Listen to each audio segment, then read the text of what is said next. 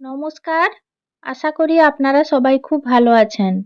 Cooking and my village চ্যানেলে আবারও একটি নতুন পর্বে আপনাদের সবাইকে স্বাগত জানাই।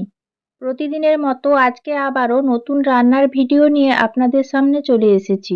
ভিডিওটি শেষ পর্যন্ত দেখতে থাকুন, আশা করি ভালো লাগবে। আর এইভাবে নতুন নতুন গ্রামের বিভিন্ন ধরনের রান্নার ভিডিও পেতে হলে চ্যানেলটিকে সাবস্ক্রাইব করে আপনারা পাশে থাকুন। আজকে আমি কাঁঠাল বীজ দিয়ে দুর্দান্ত স্বাদের একটা চচ্চড়ি রান্না করব। আর চচ্চড়ি রান্নার জন্য কিছুটা কাঁকরোল সরু সরু করে কেটে নিয়েছি।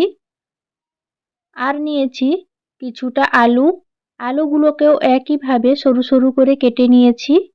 আর নিয়েছি বেগুন, বেগুনগুলোকেও একইভাবে আলু ও কাঁকরোলের মতো সরু সরু করে কেটে সব সবজিগুলোকে পরিষ্কার জল দিয়ে বেশ ভালো করে ধুয়ে নিয়েছি। বাড়ির গাছে কাঁঠাল হয়েছিল, সেই কাঁঠাল পেকে যাওয়ার পর পাকা কাঁঠাল খাওয়া হয়েছে। আর কাঁঠালের বীজগুলোকে রান্নার জন্য গুছিয়ে রেখেছিলাম। এবার দেখুন খোসা ছাড়িয়ে বীজগুলোকে একইভাবে সবজির মতো সরু সরু করে কেটে ভালো করে ধুয়ে নিয়েছি। আর এই কাঁঠাল বীজের চচ্চড়িতে দেওয়ার জন্য নিয়েছি কিছুটা চুনো মাছ। মাছগুলোকে কেটে ধুয়ে তারপর লবণ হলুদ ভালো করে মাখিয়ে নিয়েছি। প্রথমে আমি চুনো মাছগুলোকে ভেজে নেব। তাই চুনো মাছ ভাজার জন্য কড়াই গরম করে নিয়ে দিয়ে দিলাম পরিমাণ মতো সর্ষের তেল। আর তেলটাও বেশ ভালো করে গরম করে নিয়েছি। এবার লবণ হলুদ মাখানো চুনো মাছগুলো কড়াইতে দিয়ে আমি ভেজে নেব। এই চুনো মাছগুলোকে আমি বেশ কড়া করেই ভাজবো আজকে। কড়াইতে ভালো করে চাড়িয়ে দিলাম, তাহলে মাছগুলো বেশ ভালো করে ভাজা হবে।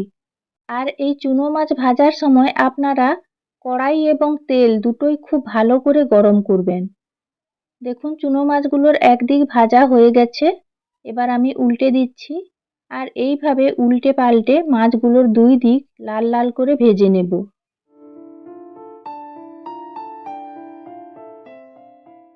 কিছু সময় উল্টে পাল্টে চুনো মাছগুলোকে বেশ কড়া করে ভেজে নিয়েছি। এবার তুলে নিচ্ছি। এবার চুনো মাছের চচ্চড়ি রান্নার জন্য কড়াইতে দিয়ে দিলাম পরিমাণ মতো সর্ষের তেল। আর খুন্তি দিয়ে কড়াইতে তেল চাড়িয়ে দিলাম। তেল বেশ ভালো করে গরম হয়ে যাওয়ার পর দিয়ে দিলাম 5 ফোড়ন। নেড়ে চেড়ে ফোড়ন বেশ ভালো করে ভেজে নিলাম।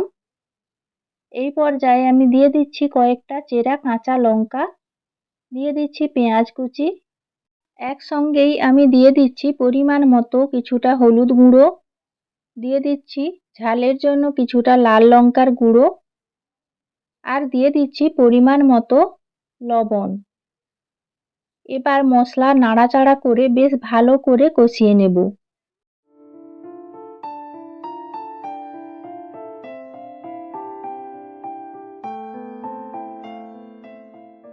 যেহেতু আমি চচ্চড়ি রান্না করব, তাই মশলা খুব বেশি না কষালেও চলবে।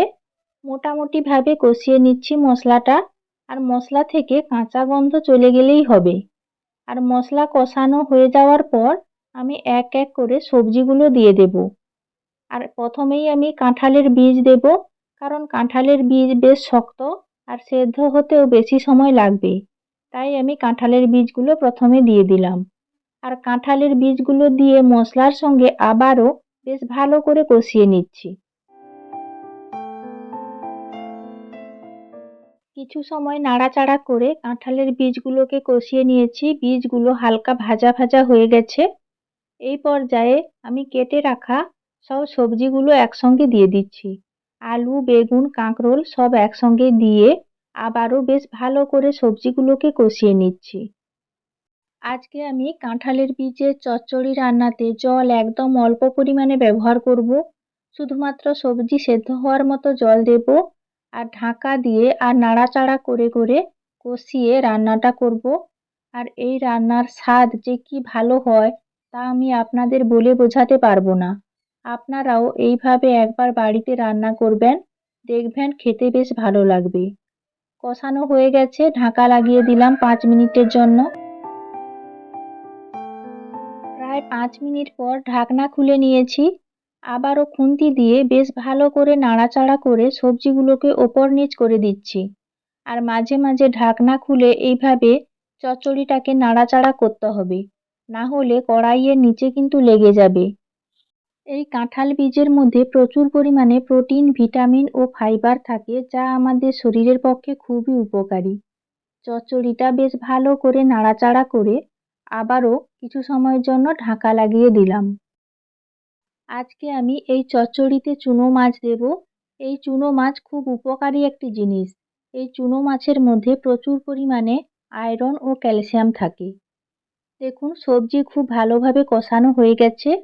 এই পর্যায়ে আমি কিছুটা সর্ষে বাটা দিয়ে দিলাম। এবার আমি পরিমাণ মতো জল দিয়ে দেব। জল আমি একবারে অল্প পরিমাণে দেব, শুধুমাত্র সবজি সেদ্ধ হওয়ার মতো জল ব্যবহার করছি। জল দেওয়ার পর বেশ ভালো করে নাড়াচাড়া করে সর্ষে বাটা সমস্ত সবজির সঙ্গে ভালোভাবে মিশিয়ে নিচ্ছি। জিরে বাটা দেওয়ার থেকে সর্ষে বাটা দিলে এই রান্নাটার স্বাদ বেশি ভালো হয়। এই পর্যায়ে আমি ভেজে রাখা চুনো মাছগুলো চচ্চড়ির মধ্যে দিয়ে দিলাম।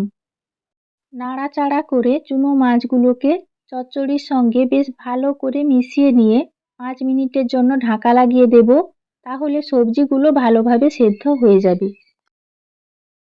মাঝখানে একবার আমি ঢাকনা খুলে আবারও চচ্চড়িটাকে ওপর নিচ করে দিলাম। আর সবজি প্রায় সেদ্ধ হয়ে এসেছে, কিন্তু ঝোল এখনও কিছুটা রয়েছে। এই ঝোলটাকে ভালো করে শুকিয়ে নিলেই চচ্চড়িটা রান্না হয়ে যাবে। আবারও আমি একটু ঢাকা লাগিয়ে দেব, তাহলে সবজিগুলো যেটুকু সেদ্ধ হতে বাকি আছে ভালোভাবে সেদ্ধ হয়ে যাবে আর জলটাও শুকিয়ে যাবে।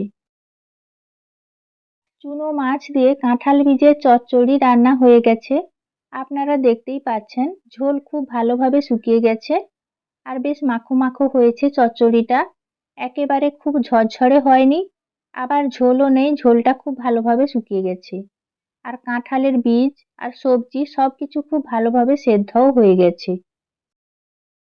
এই পর্যায়ে নামানোর আগে চচ্চড়িটাকে আবারও বেশ ভালো করে নাড়াচাড়া করে ওপর নিচ করে দিচ্ছি। আর এই চচ্চড়ি আপনারা একবার বাড়িতে রান্না করে খেয়ে দেখুন। খেতে এত ভালো লাগবে যে শুধু এই চচ্চড়ি দিয়েই ভাত খাওয়া হয়ে যাবে।